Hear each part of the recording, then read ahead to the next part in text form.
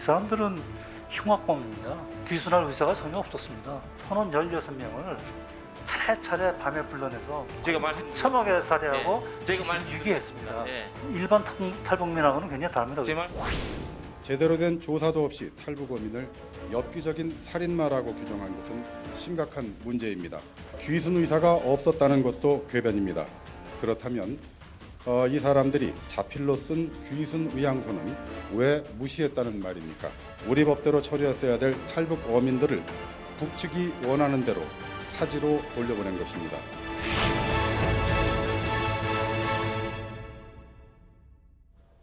사실 정현종 실장이 이렇게 얘기했다는 건 문재인 정부를 대표해서 얘기한 걸 수도 있는데요. 이현종 의원님. 네. 다시 한번 강조했어요. 정 전 실장은. 귀순의 진정성이 없었다. 엽기적인 살인마들이다. 근데 이게 글쎄요. 간단한 문제라고 하셨는데 선뜻 이해가 안 되는 건 계속해서 정 전 실장은 귀순의 진정성이 없었다라고 주장을 하고 있거든요. 그러니까 이제 우리가 귀순을 판단할 때 정부 관계자들이 이제 어떤 걸 판단하냐 하면 일단 이 사람 그 탈북어 어민들 같은 경우는 세 가지 종류의 문건을 썼습니다. 귀순 의향서를 썼고요. 보호 요청서를 썼고 또 자기소개서를 뭐 A4용지 20장을 썼다고 그래요. 근데 그 세 가지 어떤 서류에 일관되게 관통하는 게 대한민국에 살고 싶다라는 이야기를 했다는 거 아니겠습니까? 자, 그럼 1차적으로 이 우리나라 탈북자에 관한 법률에 따르면 일단 귀순 의사를 보였을 때 일단은 그거를 받아들이게 돼 있습니다. 자, 그런데 그 사람들이 기본적으로 어떤 살인범이나 테러범이라든지 이럴 경우에는 보호 조치를 하지 않도록 되어 있습니다. 즉 귀순자의 신분이 변함이 없어요. 그러니까 법에 규정되어 있는 겁니다. 자, 국가안보실장이라는 분은 뭡니까? 법에 근거해서 하는 분이잖아요. 이분이 원님 재판하는 분 아니지 않습니까? 자, 그런데 지금 아까도 말씀하셨지만 지금 이 살인마라고 자꾸 이야기를 하는데 물론 살인을 했을 가능성이 충분히 있죠. 그런 어떤 정황들이 있으니까. 그런데 대한민국과 이 독재국가의 차이점은 뭘까요? 대한민국은요, 유영철이나 이런 살인마들도 검사의 기소를 거쳐서 1심, 2심, 3심을 거쳐서 결국 형을 확정합니다. 즉 공정한 재판을 받을 수 있는 그 권리를 누구에나 다 주고 있습니다. 그게 바로 자유민주 국가입니다. 법치 국가죠. 그렇지 않는 국가는 어떻게 합니까? 고문하고 살해하고 그래서 국제인권규약이 있는 겁니다. 자, 그런데 지금 이 정의용 안보실장은 국가안보를 책임지고 있는 분이에요. 그렇다면 국가의 안보를 책임지고 있는 분이라면 기본적으로 법률적인 근거가 있어야 되잖아요. 지금 여기 했던 이 이야기가 즉 탈북민이라고 규정하는 게 이분은 뭡니까?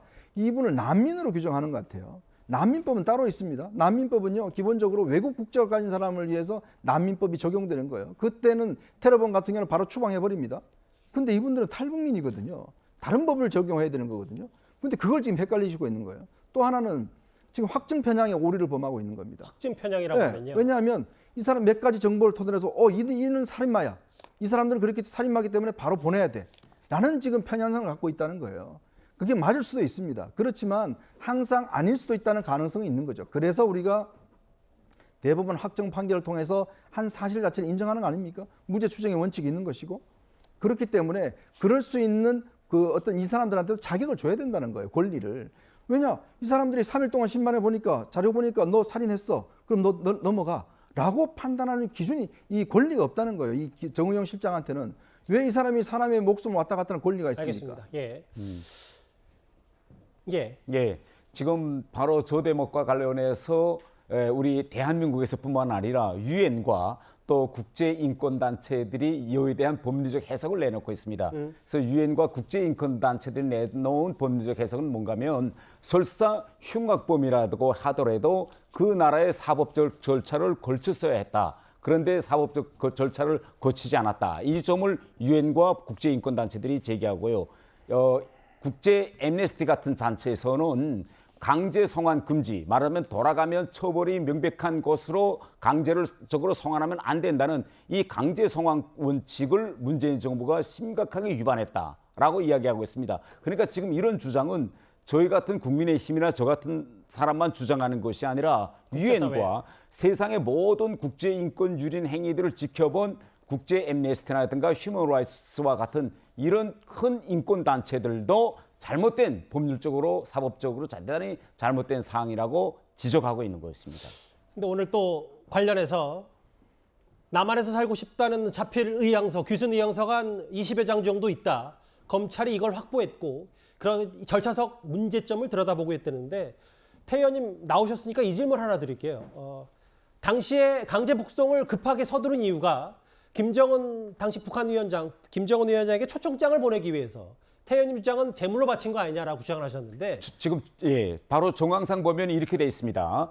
11월 2일 날 납포됐어요. 예. 그런데 3일 만에 마약 정말 날치기로 행정신문 조사를 하고 11월 5일 날 북한에 이들을 북송하겠다는 의향을 우리가 먼저 전달했다. 이렇게 지금 통일부 설명에 나와 있거든요. 그런데 11월 5일 날 이와 함께 무슨 일이 벌어졌느냐? 김정은을 부산 한국 아세안 정상회담에 초청하는 그런 초청도 함께 전달됐습니다. 예. 이 두 가지가 같이 갔다는 거죠. 그러면 난 저 같은 사람은 그럽니다. 왜 김정은을 초청하는 이 초청 의향서와 강제 북송 의향서를 같이 보냈느냐? 예. 강제 북송 같은 거는 그 다음 날 보낼 수도 있잖아요. 이거 이렇게 벼락치듯 3일 만에 해가지고 청와대 국가안보실에서 분명히 여기에는 이렇게 하면 행정적, 법률적 하자를 범하게 된다는 걸 알았을 거예요. 예. 그럼에도 불구하고 3일 만에 이렇게 했다는 거는 정황상으로 볼 때는 다른 무슨 문제점이 있지 않았냐라는 걸 저 같은 사람은 강하게 지금 그 의혹을 제기하고 있는 것입니다. 표면적으로는 그 초청장이 가장 중요하고 태 의원님은 또 북한의 누구보다 잘 알고 계신 전문가니까 그 초청장 말고 좀 더 속내가 있을 거라는 주장도 있는데 그건 뭐라고 생각하십니까? 지금 이런 겁니다. 뭐 아까 저 주성화분의 뭐 이야기도 나왔는데 아니 북한에서 온 흉악범 2명 보내는 것이 그게 무슨 큰 의미가 있느냐 예. 이렇게 생각할 수 있는데 북한 김정은 체제에서 제일 극도로 증오하고 미워하는 것이 바로 탈북자들입니다. 그리고 또 북한 법에 의하면 그 모든 형사 범죄보다도 최상위의 범죄가 뭐냐? 예. 바로 역적죄, 북한 탈출, 배반 이런 죄거든요. 그러니까 북한에 보면 가장 살인범보다 더 흉악한 범죄자로 갈 수 있는 이들을 그들에게 북한의 김정은 정권에게 보내주겠다는 것을 김정은 초청과 같이 이 문제를 던졌다는 건 더 심각하고 제가 한 가지만 좀 이야기할 건데 이 사건과 거의 우리가 동시적으로 일어나는 것이 어떤 사건인가 하면 NNL에서 내려오는 북한 목선들 예. 여기에는 뭐 고기잡이 하다가 모르고 넘어간 사람들도 있을 수 있고 간혹 그들 속에서는 기순에서 한국으로 오려는 사람들도 있었습니다. 그런데 국방부에서 발표한 자료에 하면 강제 퇴거 조치를 했다는 겁니다. 예. 이유를 묻지 말고 무조건 북한으로 이제 돌려보내라. 이런 모든 정황상을 놓고 보면 저 같은 사람은 이렇게 의심합니다.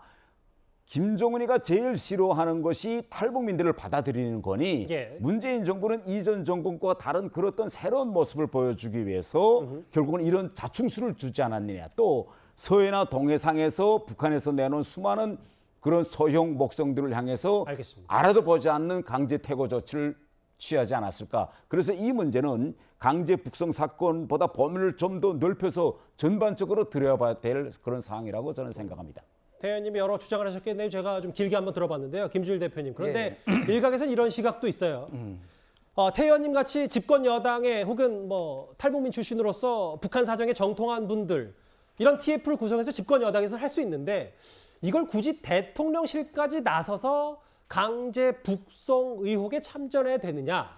이 부분을 두고는 또 여당 내부에서도 좀 다소 좀 논란이 있는 것 같거든요. 근데 제가 앞에서 말씀드린 게 그 부분이었어요. 계속 지적을 했던 게 이 부분이 논란이 될 수가 있고 충분히 논의를 해볼 필요도 있고 규정을 어긴 게 있으면은 조사를 해서 절차에 따라서 해결을 하면 됩니다. 근데 대통령실이 먼저 예의주시하고 있다. 그리고 국기문란이다라고 검찰한테 시그널을 보내면은 예. 이거는 정쟁하자는 것밖에 안 되죠. 제가 아까 전에 좀만 더 설명을 드리면은 아까 전에 그 TBS 의뢰로 KSOI가 15일부터 16일 1000명 예. 조사한 거예요. 문재인 정권의 안보 문란이다라고 한 거에 비공감이 51.8%고요. 공감이 41.2%였습니다. 그러니까 이거에 대해서 안보 문란이라고 말씀하시는 분들에 대해서 공감하지 않는 분들이 더 많은 거예요. 그런 근데 의견도 있다 이런 거. 예. 그런데 제가 더 중요한 거는 보수 성향에서는 69.6%가 공감을 했거든요. 예. 그 얘기는 10명 중에 3명은 안보문란 아니라고 생각하는 게 보수층에도 있고요. 진보 성향에서도 82.4%가 비공감을 했다는 거는 알겠습니다. 10명 중에 2명은 이건 안보문란이라고 생각하는 사람이 있다라는 거예요. 가장 중요한 거는 중도층에서는 공감이 37.1, 비공감이 57.1입니다. 이거는 훨씬 낮아요. 그러니까 제가 그러면은 이거에 대해서 안보물리란이라고 하시는 분들은 다 깨어있는 시민이고 나머지는 다 그럼 무슨 무지몽리한 취지인지 시민입니까? 알겠습니다. 예. 그러니까 그런 게 아니라는 거예요. 이게 이현종 위원께서 이제 존경하는 이현종 위원님이 단순한 사건이라고 했지만 단순하지 않다라는 걸 제가 보여드리는 겁니다. 이게. 예. 제가 한 가지만 더 말씀. 예. 이제 그 여론조사에 대해서 이제 말씀하셨습니다. 지금 민주당이나 또 정의용 실장 같은 이제 이런 분들이 흉악범이기 때문에 보낸 게 당연하지 않느냐. 예. 이것은 국민의 정서 뭐 이런 걸 가지고 말씀하시는 것 같습니다. 그런데 우리나라는요, 헌법이 있고 그 헌법에 하위법 들어서 현행법들이 있습니다. 헌법과 현행법들은 왜 필요하느냐? 이거는 인간의 지성에 말하자면 청적 산물입니다. 모든 판단의 기준은 저는 여론조사나 국민 정서도 있지만 법적인 것부터 따져보면 법적인 된다. 것에 저는 더 중요하다. 저는 이렇게 중심을 두고 싶습니다. 김 대표님 말씀하셨던 해당 여론조사는 저희가 발빠르게 하려고 했는데 일단 홈페이지에 저희 뉴스타파 홈페이지에 올리는 걸로 그렇게 대신을 하겠습니다. 알겠습니다. 여기서도 좀 논쟁이 뜨거웠고 오늘 통일부가 3분 56초짜리 영상을 공개했는데요. 첫 번째 이슈 좀 집중적으로 살펴봤고